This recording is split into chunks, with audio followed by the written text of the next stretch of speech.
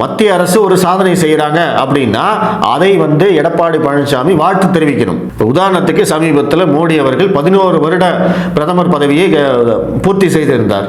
அப்ப அதற்கு வந்து அவர் வாழ்த்து சொல்லணும் இல்ல.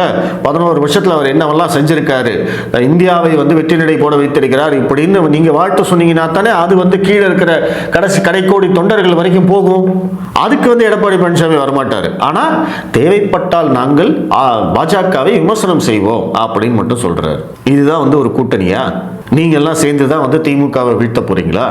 ராகுல் காந்தி பாஜக மீது குற்றம் சொன்னால், இங்க இருக்கக்கூடிய திமுக பாஜக மீது குற்றம் சொன்னால் அது வந்து அதிமுகவையும் பாதிக்கும்.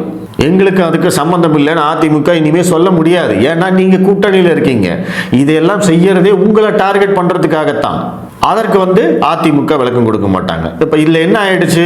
திமுகவையும் கேள்வி கேட்பதில்லை, பாஜகவுக்கும் ஆதரவு கொடுப்பதில்லை, பாஜக மீதான விமர்சனங்களுக்கும் பதில் சொல்வதில்லை.